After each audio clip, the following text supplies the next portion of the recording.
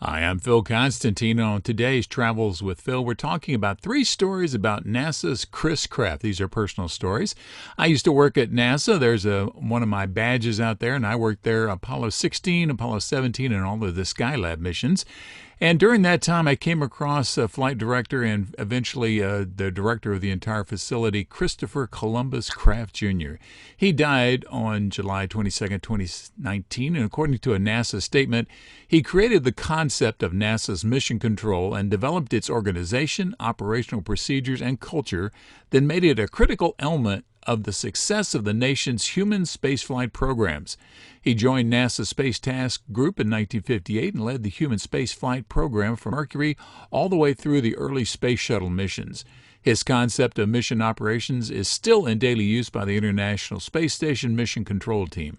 According to current NASA Administrator Jim Bridenstine, Chris was one of the core team members that helped our nation put humans in space and on the moon, and his legacy is immeasurable.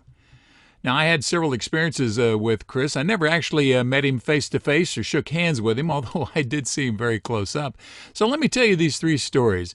The first one, well, I used to have a pass that allowed me to be back in the viewing room behind Mission Control itself, and you'll see that in some of the pictures here behind where all the folks that you saw on TV all the time were at. And I would occasionally, during missions, go up and take my lunch break up there. I used to work the overnight shift, so there was seldom anybody up there. Well, I went in one time early for another splashdown, and there were only a couple of people on the MOCR floor, the Mission Operation Control Room floor, because it was the last break before splashdown. Well, Chris Kraft was out there, and he was one of the few people on the floor. Well, he kept staring at me. Now, he was not the kind of guy you wanted mad at you, and I didn't want to get up and leave while he was looking at me, thinking that might cause some extra attention. So after he had been looking at me off and on for about 10 minutes, he got on the phone, and then about another 10 minutes later, a NASA PR guy came in and said he was happy that I decided to watch the splashdown. He said he didn't think I would be coming. Well, I was a bit confused, but I just sort of smiled and said I was happy to be there. Well, another PR guy came in a few minutes later and asked me who I was.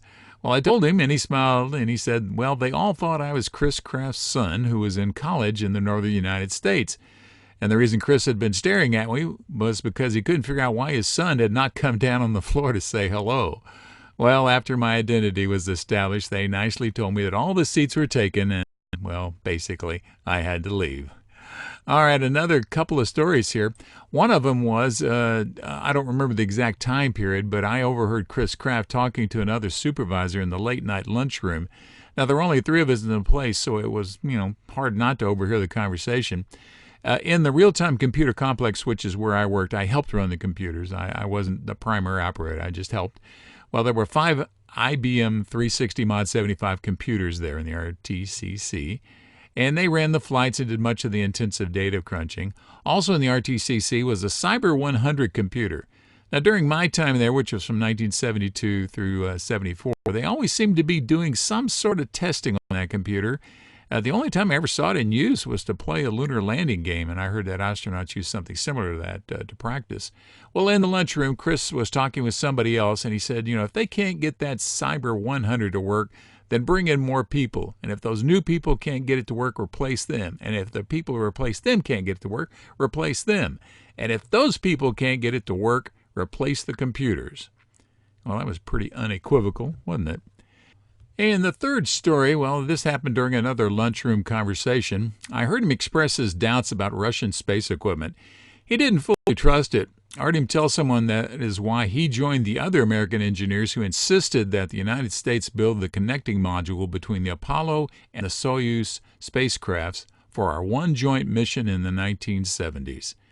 And that tells you a little bit about something, how he wanted things to work. He wanted to know that they're going to work correctly. So these are a couple of stories from my personal experiences with Chris Kraft, either having him watching me or me listening to him. Thank you for watching this video. If you liked it, please give it a thumbs up by clicking on the button below. You're welcome to leave comments below as long as the language is family friendly. And finally, if you'd like to see more of my videos, please subscribe to my channel by clicking the button over on the bottom right-hand corner. Thank you again for watching.